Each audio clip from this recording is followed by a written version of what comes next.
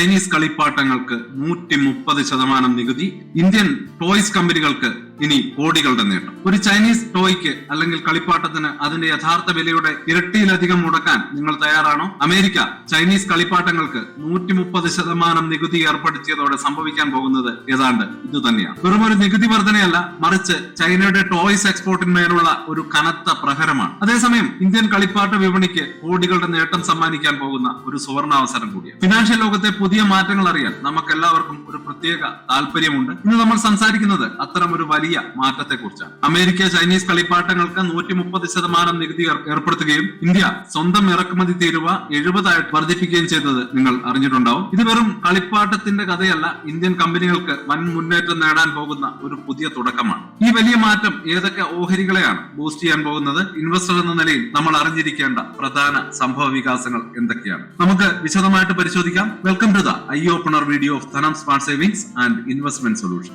എന്തുകൊണ്ടാണ് ഈ ഒരു മാറ്റം? വിശദമായിട്ട് നമുക്ക് മനസ്സിലാക്കാം. ഇന്ത്യൻ വിപണിയിലെ ചൈനീസ് ആധിപത്യം. വർഷങ്ങളായിട്ട് ഇന്ത്യൻ ടോയ്സ് വിപണിയിൽ ചൈനീസ് ഉൽപ്പന്നങ്ങളുടെ ആധിപത്യമായിരുന്നു. ഏതാണ്ട് 13,000 കോടി രൂപയുടെ ഇന്ത്യൻ ടോയ് മാർക്കറ്റിൽ 80% ചൈനയിൽ നിന്ന് ഇറക്കുമതി ചെയ്യുന്നവയായിരുന്നു. ഇതിന്റെ പ്രധാന കാരണം വിലക്കുറവ് തന്നെയായിരുന്നു. ഇന്ത്യൻ നിർമ്മിത കളിപ്പാട്ട കാറിന് 500 രൂപ വില വരുമ്പോൾ അതേസമയം ഒരു ചൈനീസ് കളിപ്പാട്ടം 200-250 രൂപയ്ക്കൊക്കെ ഇന്ത്യൻ വിപണിയിൽ ലഭിച്ചിരുന്നു. ഈ വില വ്യത്യാസം കാരണം നമ്മുടെ പ്രാദേശിക നിർമ്മാതാക്കൾക്ക് പിടിച്ചു നിൽക്കാൻ പറ്റാത്ത അവസ്ഥയുണ്ടായി. ഇന്ത്യയിൽ തന്നെ ഉൽപ്പാദിപ്പിക്കുന്ന മെറ്റൽ കൊണ്ടുണ്ടാക്കുന്ന അല്ലെങ്കിൽ തടി കൊണ്ടുണ്ടാക്കുന്ന കളിപ്പാട്ടങ്ങൾക്ക് മാത്രമായിരുന്നു എല്ലായിടത്തും മാർക്കറ്റ് ഉണ്ടായിരുന്നത്. എന്നാൽ ഇന്ത്യയുടെ ഒരു തന്ത്രപരമായ ഇതിനൊരു വഴിത്തിരിവുണ്ടാക്കിയിരിക്കുകയാണ്. കാര്യങ്ങളാകെ മാറി മറിയുകയാണ്. ഇന്ത്യൻ ഗവൺമെന്റ് ചൈനീസ് കളിപ്പാട്ടങ്ങളുടെ ഇറക്കുമതി തീരുവ 70% തന്നെ ഉയർത്തി. ഇതോടെ അവയുടെ വില വർദ്ധിച്ചു. ഇന്ത്യൻ കമ്പനികൾക്ക് ചൈനീസ് ഉൽപ്പന്നങ്ങളുമായിട്ട് മത്സരിക്കാൻ കഴിയുന്ന ഒരു പ്രൈസ് ലെവലിലേക്ക് കാര്യങ്ങൾ എത്തി. ഇത് വെറും ഒരു നികുതി വർധനവ് മാത്രമല്ല, മേക്ക് ഇൻ ഇന്ത്യ എന്ന സ്വപ്ന പദ്ധതിക്ക് വലിയ ഊർജ്ജം നൽകുന്ന തന്ത്രപരമായിട്ടുള്ള ഒരു നീക്കം കൂടിയാണ്. ആഗോള പശ്ചാത്തലം നോക്കുകയാണെങ്കിൽ US ചൈന വ്യാപാര യുദ്ധത്തിന്റെ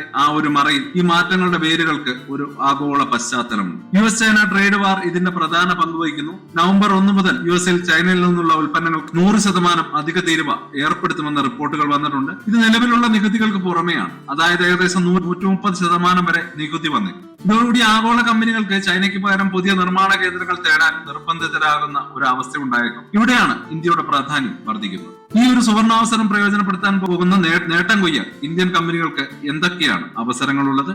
ഏതൊക്കെ കമ്പനികൾക്കാണ് ഇതിൽ നിന്ന് പ്രയോജനം ലഭിക്കുക?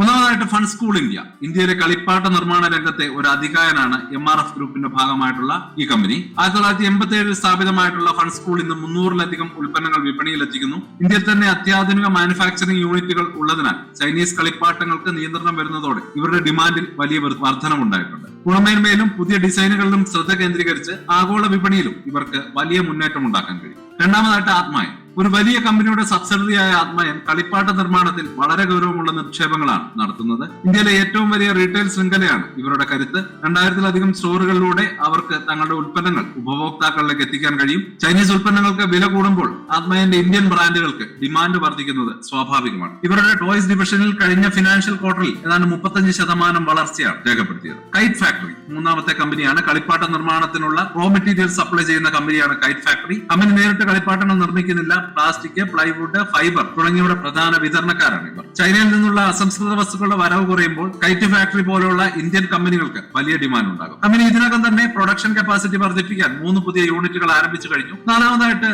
രത്ന കമ്പനി. ചെറുകിട ഇടത്തരം സംരംഭമാണെങ്കിലും മരം കൊണ്ടുള്ള കളിപ്പാട്ടങ്ങളുടെ നിർമ്മാണത്തിൽ കമ്പനിക്ക് തനതായിട്ടുള്ള ഒരു സ്ഥാനമുണ്ട്. വുഡൻ ടോയ്സിൽ ഇക്കോ ഫ്രണ്ട്ലിയും കൈകൊണ്ട് നിർമ്മിച്ചതുമായിട്ടുള്ള കളിപ്പാട്ടങ്ങൾക്ക് ഇന്ന് ആഗോളതലത്തിൽ വലിയ ഡിമാൻഡുണ്ട്. ചൈനീസ് കളിപ്പാട്ടങ്ങൾക്ക് വില കൂടിയതോടെ രത്നയുടെ ഉൽപ്പന്നങ്ങൾക്ക് വലിയ ഓർഡറുകൾ ലഭിക്കാൻ തുടങ്ങി. കഴിഞ്ഞ ക്വാർട്ടറിൽ അവയുടെ വിൽപ്പന 60% വർദ്ധിച്ചിരുന്നു. ഗുണമേന്മയിൽ ശ്രദ്ധിക്കുന്നതിനാൽ ആഗോള വിപണിയിൽ ഇവർക്ക് വലിയൊരിടം കണ്ടെത്താൻ കഴിഞ്ഞു. ഈ കളിപ്പാട്ടങ്ങൾക്ക് അപ്പുറമുള്ള സാധ്യതകൾ എന്തൊക്കെയാണെന്ന് നമുക്ക് മനസ്സിലാക്കിയെടുക്കേണ്ടതുണ്ട്. ഈ ഒരു മാറ്റം കളിപ്പാട്ട വ്യവസായത്തിൽ മാത്രം ഒതുങ്ങുന്നില്ല. ചൈനയിൽ നിന്ന് നിക്ഷേപങ്ങൾ ഇന്ത്യയിലേക്ക് മാറുന്ന പശ്ചാത്തലത്തിൽ മറ്റ് വ്യവസായങ്ങൾക്കും നേട്ടമുണ്ടായേക്കും. ടെക്നോളജി, ഇൻഫോസിസ്, TCS പോലെയുള്ള കമ്പനികൾക്ക് സോഫ്റ്റ്വെയർ കയറ്റുമതിയിൽ പുതിയ സാധ്യതകൾ തുറന്നേക്കാം. അതുപോലെ തന്നെ മാനുഫാക്ചറിംഗ്, ലാസൻ ആൻഡ് ടർബോ, ഭാരത് ഫോർ പോലെയുള്ള കമ്പനികൾക്ക് വ്യാവസായിക വളർച്ചയ്ക്കുള്ള സാധ്യതകളുണ്ട്. Consumer products, Asian Paints, Dabur പോലെയുള്ള ഇന്ത്യൻ ബ്രാൻഡുകൾക്ക് നികുതി വ്യത്യാസം കാരണം വളർച്ച നേടാൻ കഴിഞ്ഞു. ഇനി വെല്ലുവിളികളും നഷ്ടസാധ്യതകളും കൂടി നമുക്ക് മനസ്സിലാക്കി പോകാം. ഈ അവസരങ്ങൾക്കൊപ്പം ചില വെല്ലുവിളികളുമുണ്ട്. ചൈനീസ് ഉൽപ്പന്നങ്ങൾ പൂർണ്ണമായും വിപണിയിൽ നിന്ന് അപ്രത്യക്ഷമാകുന്നില്ല. സാധിക്കില്ല. ഒരുപക്ഷെ